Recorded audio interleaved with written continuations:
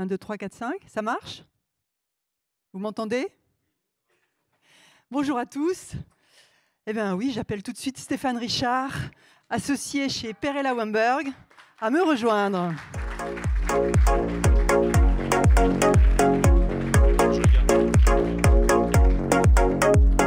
Stéphane Richard, bien sûr, que vous avez connu depuis longtemps, que vous connaissiez depuis longtemps sous sa casquette de PDG d'Orange et qui donc aujourd'hui, je le disais, est associé chez Perella Weinberg. Ce qu'on a envie de savoir, Stéphane, tout de suite en commençant, c'est comment se passe cette nouvelle vie qui a démarré depuis seulement quelques mois. Écoute, c'est un défi personnel. C'est un changement radical. Moi, j'ai eu un parcours professionnel qui a été très opérationnel, puisque pratiquement entre 1994 et 2022, avec la petite parenthèse de Bercy entre 2007 et 2009, j'ai été mandataire social, dirigeant opérationnel de société. Et donc, j'étais derrière le volant, avec plein de gens autour de moi, bien entendu. Mais là, aujourd'hui, je suis conseil. Donc, c'est un changement de posture, déjà, qui est assez inédit pour moi.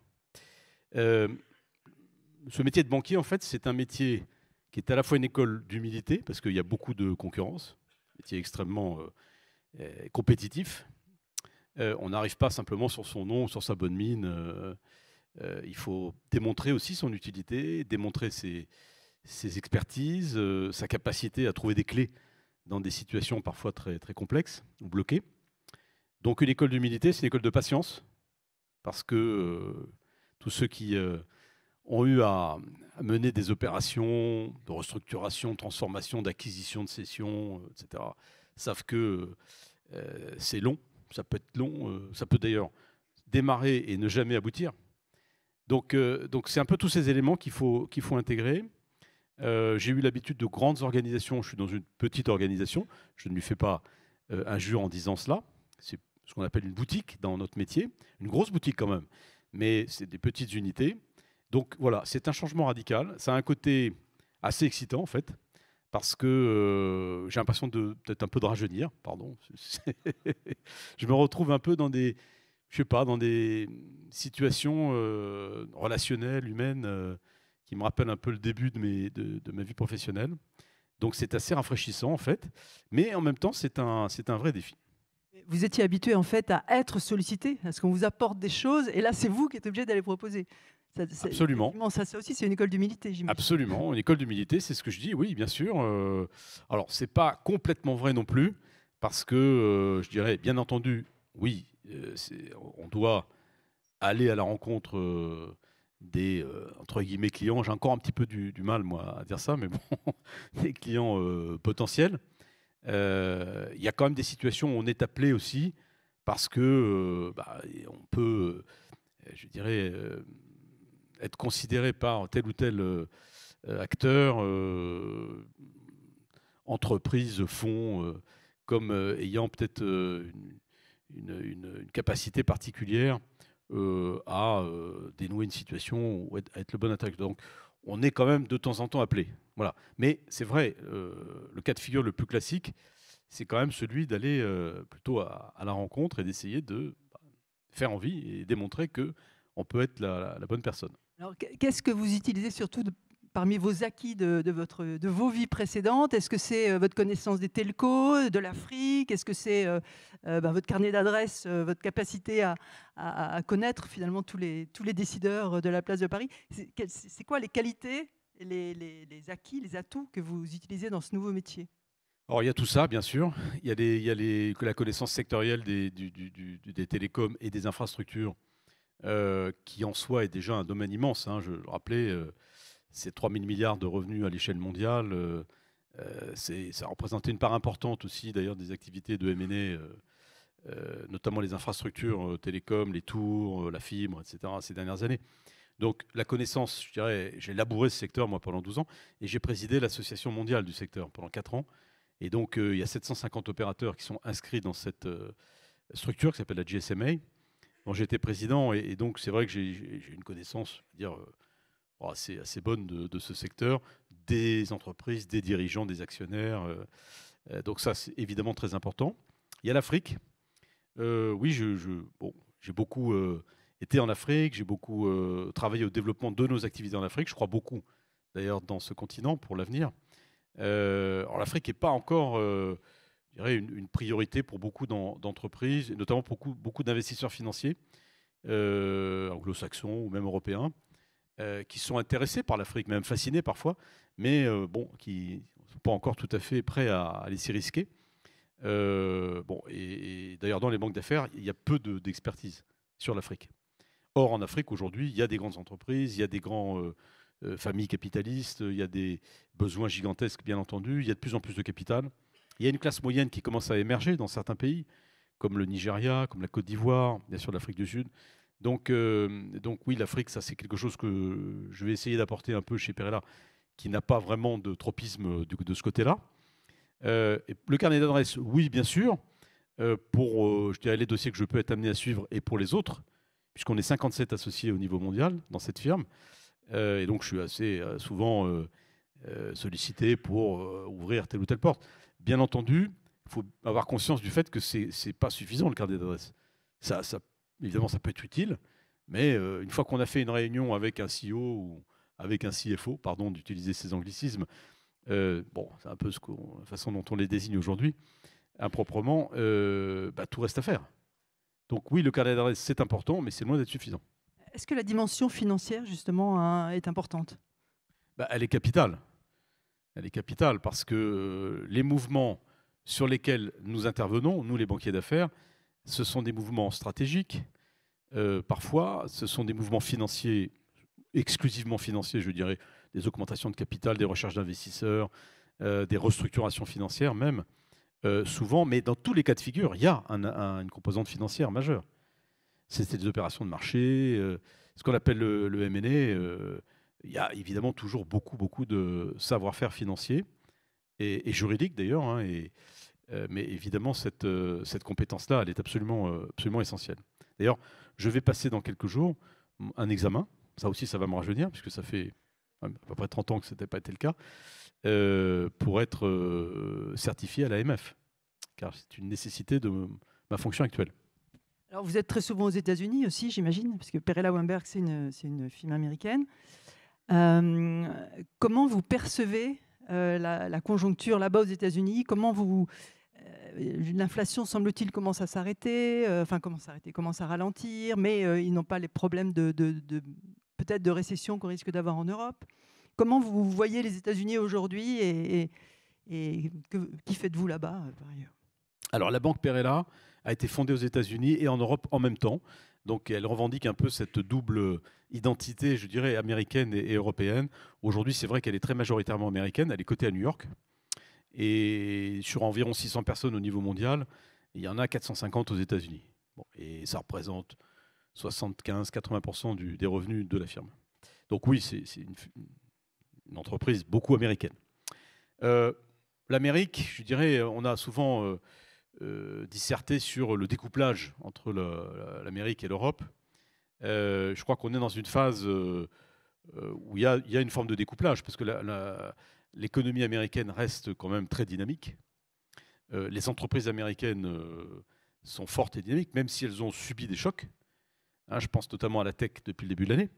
Vous avez vu la perte de valeur, ça se reflète sur leur cotation boursière. 30% quasiment. 30%, parfois plus, hein, pour certains cas comme Meta. Donc il y a quand même un choc. Je ne sais pas si on peut dire qu'il y a eu un éclatement de bulles, mais enfin il y a un choc.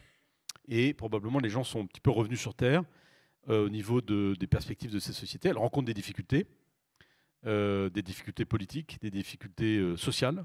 Regardez ce qui se passe chez Twitter en ce moment, ou chez Meta d'ailleurs. Et donc c'est un peu la fête est finie quand même, là, de ce côté-là. Bon, après, c'est vrai qu'il y a des secteurs structurels de l'économie américaine qui restent quand même très forts. Il y a beaucoup d'opérations aux États-Unis, beaucoup, parce qu'il y a un besoin de transformation aussi qui est très fort. C'est vrai aussi en Europe. Hein. Mais voilà, pour moi, c'est une économie gigantesque qui vit beaucoup sur son marché intérieur et je dirais sur ses projets à l'échelle de l'économie américaine. Moi, j'essaye, à mon modeste niveau, d'inciter aussi, à travers mes collègues américains, les entreprises américaines à s'intéresser à nouveau davantage à l'Europe. Parce que je pense qu'il y a d'abord une opportunité qui est liée aussi à l'évolution du change euro-dollar. Les actifs européens, objectivement, aujourd'hui, dans beaucoup de domaines, sont assez peu chers pour les entreprises américaines.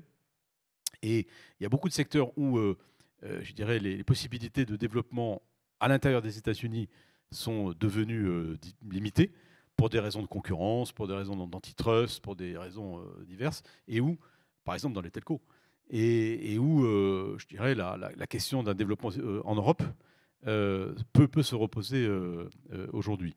Donc, voilà, quelques mots. C'est vrai que les États-Unis sont confrontés au même type de défis que l'Europe, l'inflation, l'accès à la dette, notamment, probablement un peu moins au problème de rupture de chaînes d'approvisionnement qu'en Europe, parce que l'économie américaine est quand même un peu moins interdépendante, notamment par rapport à l'Asie, que l'est l'économie européenne.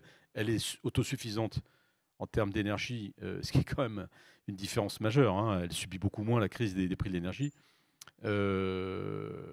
Ça reste quand même la première économie mondiale de loin. Et moi, je crois beaucoup à un retour un peu des opérations transatlantiques. Vous disiez que la hausse du dollar a une influence positive sur votre activité, c'est-à-dire qu'effectivement les Américains commencent à regarder les investissements en Europe? Oui, je pense que ça ne leur a pas échappé que la parité, vous avez vu comment elle a évolué. Hein. Donc c'est vrai qu'aujourd'hui... on est passé de 1,20 à 1,03, quelque chose comme ça. On est passé de 1,20, c'est ça, si on prend les deux dernières années, à peine 1. Hein. Enfin, on était un peu en dessous de 1, on est autour de 1. Donc ça fait quand même une différence notable, hein, de l'ordre de 15, en gros 15%, ce qui donc peut ouvrir des opportunités sur les actifs européens. Si vous rajoutez à ça le fait qu'il y a des secteurs en Europe qui, pour X ou Y raison, ont été davantage pénalisés sur les marchés et donc représentent déjà en soi des opportunités parce que les valeurs sont basses, l'addition des deux, je pense, peut créer effectivement des opportunités. On pense à des secteurs comme la pharma, on pense à des secteurs comme les infrastructures. Justement, d'ailleurs, ce n'est pas un hasard si les Américains, les industriels américains, mais aussi les financiers américains reviennent sur des grands deals européens dans les infrastructures. Oui, donc je pense que là, les mois qui viennent, on va essayer de travailler un peu cet axe-là enfin pas franco-européen, américain. Vous disiez que la bulle de la tech a explosé, enfin en tout cas, c'est bien dégonflé. La tech en France, les startups, etc., vous avez le sentiment que la bulle a aussi explosé là où il y a encore de la marge? Elle a déjà commencé à exploser, oui. Si vous regardez, d'abord, il y a beaucoup moins de levées de fonds, il y a beaucoup moins, naturellement, d'introduction en bourse, là, depuis quelques mois. Le marché s'est quand même considérablement resserré. L'accès à la dette est devenu un problème immense, quasiment fermé dans beaucoup de cas, extrêmement cher dans quelques cas où on peut le faire. Donc tout ça a un impact considérable comme sur ce secteur-là. Et ça a commencé au début de l'année, en fait, 2022. Et on voit bien que les valorisations entre nous, qui étaient parfois un peu délirantes quand même, sur lesquelles on a pu faire des levées de fonds, par exemple en 2021 notamment, elles appartiennent au passé. Hein. Voilà. Donc, alors, il y a beaucoup de cas où ça ne sera pas trop grave parce que il n'y a pas de besoin immédiat et au fond, ces entreprises vont connaître une phase de ralentissement et puis elles reprendront après. Malheureusement, il y aura de la casse. D'ailleurs, on a commencé à le voir. Parce qu'il y aura de la casse notamment quand il y a à la fois une question financière, parce qu'il y a des besoins et qu'on n'arrive pas à les satisfaire, et en même temps un choc sur le modèle économique. Parce que n'oublions pas aussi que ce qu'on vit aujourd'hui, ce n'est pas seulement une crise conjoncturelle qui est liée à l'inflation ou à des phénomènes même géopolitiques, c'est aussi l'après-Covid. Et je pense qu'on n'a pas complètement tiré aujourd'hui toutes les leçons du choc que l'humanité a vécu avec ce qui s'est passé autour du Covid, des changements parfois profonds de comportement des consommateurs en général. Et je pense qu'il y a beaucoup d'entreprises de la tech qui avaient construit un peu un projet sur le monde d'avant Covid et qui se retrouvent un peu confrontés à ce changement. Il y en a qui y arriveront très bien, d'autres pour lesquels ce sera plus compliqué. On va peut-être revenir après effectivement sur le choc du Covid et toutes ces leçons qu'on n'a pas tirées, mais si on reste un instant sur la tech, Vous avez connu aussi, même si vous n'étiez pas encore chez Orange, la bulle de 1999, 2000, 2001, enfin l'explosion de la bulle à ce moment-là. Est-ce que vous diriez qu'il se passe exactement la même chose? C'est-à-dire que la bulle avait d'abord explosé aux US, elle a mis peut-être un an, oui, à peu près, à venir en France, où elle avait elle-même gonflé beaucoup plus tard, seulement en 98-99. Et il y a eu un balayage, un nettoyage énorme. Il est resté très très peu d'entreprises à la sortie, en fait, de start-up viables à la sortie de cette crise. Est-ce que vous diriez que celle-ci est à peu près la même? On a le même scénario ou on a quand même cette fois-ci pris moins de risques et bâti sur du plus solide? Alors, je pense pas. Je pense que c'est très différent ce qu'on vit aujourd'hui. Il y a certaines analogies parce qu'il y a des valorisations qui étaient montées trop haut et donc il y a des corrections. Mais le monde a totalement changé. Le monde est devenu digital, numérique. C'est ça la différence entre 1999 et 2022. En 1999, on avait un taux de pénétration du téléphone mobile qui était encore ridicule. On ne parlait même pas de 3G. Aujourd'hui, il y a 7 milliards de téléphones mobiles, bientôt 8, sur la planète. Donc oui, le monde a radicalement changé. Je ne vais pas ici vous... C'est une évidence. Et ce qui veut dire que les entreprises de la tech, elles ont des fondamentaux extrêmement solides. Et donc, même si vous avez une perte de valeur de 15 ou 20% de Google, d'Amazon ou de Microsoft, bah, ça reste quand même des géants avec des fondations quand même extrêmement solides. Je ne dis pas qu'ils ne sont pas confrontés à des problèmes, hein. Évidemment, ils ont des problèmes, mais ils ont quand même une puissance, aujourd'hui, une puissance financière et un rôle dans l'économie qui n'a rien à voir avec les premières sociétés de l'Internet la fin des années 90, qui étaient bâties sur du sable, sur du vent, quoi. C'était des idées, des concepts, mais elles ne pouvaient pas s'appuyer sur un monde réel, tel que celui que nous avons aujourd'hui, qui est un monde digital, dans les entreprises, bien sûr au niveau des modes de vie, des particuliers, et ceci sur tous les continents. Donc je crois que c'est extrêmement différent. On est plus, pour moi, dans une correction des valorisations, qui est bénéfique, je crois, parce qu'il y avait eu des excès. Et voilà, on est peut-être un peu revenu sur Terre, mais ceci dit, ne sous-estimons pas quand même la puissance gigantesque de ces entreprises de la tech américaine en particulier, évidemment, pour nous, qui reste une matrice essentielle des économies d'aujourd'hui. En fait, quand je posais la question, je pensais davantage à la French Tech et aux start-up françaises ou européennes, moins qu'aux mastodontes qui, certes, n'existaient pas en 2000, mais qui sont un phénomène en soi. Bah, dans les start-up de la French Tech, je dirais il y a un peu de tout. Il y en a qui sont très solides et qui vont continuer, je le crois, et je le souhaite d'ailleurs, leur belle histoire. Hein. Je pense Doctolib, par exemple. Est-ce que c'est vraiment la French Tech? Je ne sais pas. Mais Doctolib, pour moi, c'est typiquement c'est plus une start-up, d'ailleurs, c'est devenu maintenant une vraie société de croissance, qui est un projet formidable, soutenu d'ailleurs, enfin créé par un entrepreneur exceptionnel que j'aime beaucoup, Stanislas Gnox-Château. Doctolib, vous voyez, typiquement, c'est une entreprise qui non seulement a passé le choc du Covid, mais en a même, quelque part, pas bénéficié, mais en tout cas, il a montré son utilité profonde à cette occasion. Donc, il y a beaucoup de domaines dans la fintech, dans les fintech, ou dans tout ce qui tourne autour de la pharma, du médical, tout ce qui est la médecine à distance, ou le cloud pour les entreprises, vous voyez, où on est sur des tendances de fond et où je pense que ces entreprises peuvent connaître un petit passage à vide, mais leur existence n'est pas menacée. Tout ce qui tourne autour, bien sûr, aussi de la transition énergétique, de la transition écologique.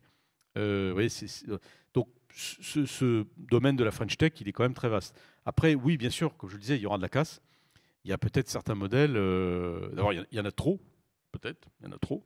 Quand on voit, je pense, un exemple que je connais un peu, qui est celui des banques digitales. Bon, il y a 7-8 ans, il n'y en avait quasiment pas. Aujourd'hui, il y en a beaucoup, à mon avis trop. Donc, il y aura des consolidations qui vont s'opérer. Alors, vous disiez tout à l'heure qu'on n'a pas tiré toutes les leçons de cette crise Covid. Est-ce que le phénomène de peut-être démondialisation, si vous croyez au mot démondialisation, fait partie de ces conséquences du Covid, ou en tout cas, le Covid a été un révélateur d'un mouvement de fragmentation du monde, ou en grands blocs, un peu plus étanche enfin, qui commence à être étanche. On le voit bien pour la tech en Chine, qui n'est pas soluble dans la tech américaine. Enfin, chacun a son écosystème. Est-ce que vous croyez à cette démondialisation comme voilà, une des conséquences Je la vois. Je la vois. Je la vois. En tout cas, il y a certains signes qui laissent penser qu'on peut aller vers une forme de retour en arrière, en tout cas sur ce qu'on a appelé la mondialisation et donc la création de ces filières à l'échelle mondiale qui ont apporté beaucoup de richesses, mais qui ont rencontré des limites. On l'a vu sur les chaînes d'approvisionnement, on l'a vu sur les coûts de transport, etc. Il faut quand même qu'on ait tous conscience d'abord que cette question de la démondialisation, c'est un peu un problème de riches. Parce que quand vous êtes en Afrique, la démondialisation, ce n'est pas vraiment une perspective. Tout le monde, d'ailleurs, qui est en développement, je pense au continent africain, je pense à l'Inde, en partie aussi à l'Amérique latine, pas vraiment en développement, mais en tout cas pour lesquels certains pays ont besoin de cette économie mondialisée, c'est une catastrophe, la démondialisation. Donc il y a quand même une dimension égoïste, si vous voulez, dans cette question de la démondialisation, moi qui me frappe. On ne peut pas appliquer cette théorie à l'Afrique, par exemple. Ou sinon, si on le fait, si on va au bout de cette logique, qui est une logique de repli quelque part aussi, même continentale, sous prétexte de souveraineté, etc., on risque d'avoir d'autres problèmes. La question des flux migratoires, des tensions géopolitiques aussi. Donc, la mondialisation, ce n'est pas seulement quelque chose qui est arrivé pour faire gagner beaucoup d'argent à quelques capitalistes, comme parfois on voudrait nous le faire croire. C'est quand même aussi un phénomène qui a permis de sortir de la pauvreté et du sous-développement des centaines de millions de gens. Moi, je suis très attentif à cela et je suis frappé d'ailleurs quand je voyage en Afrique ou en Inde, par exemple, un pays comme l'Égypte, où j'ai souvent eu l'occasion de parler avec le dirigeant de l'Égypte. Ils sont extrêmement inquiets de cela, hein, extrêmement inquiets de cela, de ce repli un peu. Voilà. Ceci étant dit, il y a eu aussi des excès dans la mondialisation et le fait qu'aujourd'hui, par exemple en Europe, on prenne conscience du fait qu'on ne peut pas être totalement dépendant de l'extérieur de l'Europe. On l'est déjà en matière énergétique, largement. Et donc, qu'on ne peut pas l'être sur un certain nombre de composants ou de facteurs de production essentiels, ça me paraît plutôt une bonne chose. Mais attention, quoi. Moi, je tire un peu la sonnette d'alarme, mais je pense qu'il y a une limite à cette réflexion qui est vers quel monde allons-nous ? Alors, ce matin, le journal dont je fais partie titrait, je ne sais plus quel mot on a mis, mais en tout cas que les entreprises sont coincées entre la hausse des salaires et la hausse des prix de l'énergie. Et donc pousse un cri d'alarme. Enfin, en tout cas, le MEDEF est remonté au créneau, notamment sur l'énergie. Est-ce que vous êtes optimiste pour les années qui viennent ou est-ce que vous pensez qu'on va vivre 2 ou 3 années difficiles avec beaucoup d'inflation et qu'ensuite ça ira globalement mieux ou est-ce que vous êtes... Enfin voilà, est-ce que vous êtes optimiste ou pessimiste pour les années qui viennent et pour le moyen terme ? Je ne sais plus qui disait que le pessimisme, c'est un peu une doctrine d'action aussi, hein. Donc l'optimisme à tout craint par choix ou par postulat, ce n'est pas une bonne attitude. Parce que souvent, hélas, ça conduit au déni des difficultés. Mais le pessimisme comme philosophie d'action, c'est plutôt ça que je verrais. Bon, après, je ne suis pas macroéconomiste. Vous dire si l'inflation telle qu'on la connaît aujourd'hui va durer 1 an, 2 ans, 3 ans, franchement, j'en sais rien. Bon, j'écoute un peu. C'est dommage, parce que je suis sûr que les directeurs financiers auraient été ravis de le savoir. J'ai entendu qu'il y avait plein d'intervenants tout au long de la journée, donc vous aurez certainement des lumières bien meilleures que celles que je pourrais vous apporter. Mais bon, il me semble qu'incontestablement, il y a une dimension conjoncturelle dans cette inflation. D'abord, il y a tout ce qui touche à l'énergie. Alors, dans la crise des prix de l'énergie aujourd'hui, il y a une dimension structurelle, bien sûr. Hein, c'est la transition vers des économies décarbonées et tout ça, ça représente probablement un choc quand même sur les prix de l'énergie, globalement, à long terme. Il y a aussi des tensions conjoncturelles qui sont liées aux crises que nous connaissons, sécuritaires, géopolitiques. Enfin, n'oublions pas que, si je prends l'exemple du prix du pétrole, on a eu une flambée il y a quelques années. Je me souviens très bien, on nous a expliqué que jamais le prix du pétrole, le prix du baril redescendrait en dessous de $150, puis il est redescendu à 30. Donc je pense qu'il faut être un peu prudent là-dessus.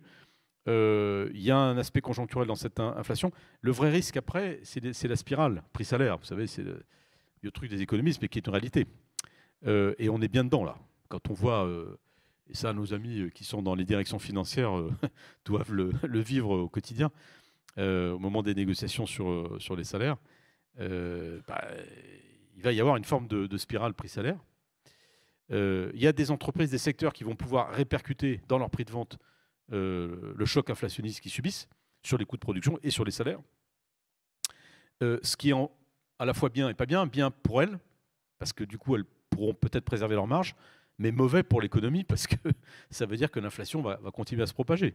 Il y en a d'autres qui ne le pourront pas. Vous voyez, je pense à un secteur comme les télécoms, je connais un peu. La concurrence qu'il y a dans ce secteur, et puis les économies d'échelle, les économies les gains de productivité qu'on est capable de faire font qu'il y aura peu de répercussions quand même dans les prix. Mais ça veut dire qu'il faut du coup encaisser ces chocs sur les coûts de production et les salaires dans les marges. Donc c'est quand même un sacré défi. Voilà. En fait, pour moi, la question de fond, c'est est-ce que la marche vers l'économie décarbonée va amener de l'inflation durable? C'est ça la question. Probablement que oui. On peut le penser, parce que je pense que l'énergie décarbonée du futur sera plus chère que l'énergie fossile du monde que nous quittons. Donc, mais en même temps, on va faire des gains parce qu'on consommera moins d'énergie. Donc c'est tout l'enjeu de l'efficacité énergétique. Il y a des nouvelles formes aussi qui vont se développer. Je pense à l'hydrogène vert notamment.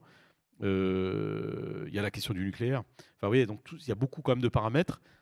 On va probablement vers un monde où les coûts de production, les facteurs de production vont être plus chers, mais ça sera compensé par la technologie, par l'innovation, par l'efficacité, peut-être par la sobriété aussi dans certains domaines. Et donc, au final, qu'est-ce qui résultera de tout cela? Est-ce que ça sera plutôt un peu plus d'inflation? Probablement, je dirais. Moi, mon pronostic, c'est plutôt probablement, mais pas au niveau qu'on connaît aujourd'hui. Alors, je vais vous poser une toute dernière question, parce que je vois que le temps a tourné et qu'on doit s'arrêter. Vous avez vu la faillite de la plateforme d'échange de crypto-monnaies FTX, là, créée par Sam Bankman-Fried. Est-ce que vous pensez que ça peut entraîner une crise systémique, ou est-ce que c'est un sous-système, ces crypto-monnaies, et que ça va entraîner juste une crise sous-systémique en quelque sorte? Oui, moi je pense que c'est une crise sous-systémique qui n'a pas, je pense, a priori vocation à s'étendre à l'ensemble du système financier. D'abord, il faut quand même qu'on réalise qu'après la crise de 2008-2009, que j'ai vécu modestement un peu de l'intérieur, parce que j'étais à Bercy à ce moment-là, il y a beaucoup de choses qui ont été faites pour éviter quand même que ça se reproduise. Bon, vous en faire ici la liste, vous le savez mieux que moi. Et j'ai eu une discussion récente avec le patron d'une grande banque française sur les cryptos et ce que ça représentait. Je crois qu'au total, l'économie qui est liée directement aux cryptos, c'est environ 1000 milliards de dollars, ce qui est beaucoup, mais ce qui à l'échelle mondiale n'est pas grand-chose en fait. Il va y avoir des dégâts. Il y a des entreprises qui vont tomber, comme FTX. Il y a des investisseurs aussi qui vont être pénalisés, ça c'est sûr. Mais ça va rester quand même relativement circonscrit. Je ne pense pas qu'il y ait de risque de propagation de ce problème à l'ensemble du système financier mondial. Ceci étant, le fait que ça arrive maintenant, alors qu'on est déjà dans une période compliquée pour la dette, pour les taux d'intérêt, pour l'inflation et pour les valorisations boursières, évidemment pas une très bonne chose. Merci beaucoup Stéphane Richard. Merci de m'avoir invité et bonne journée.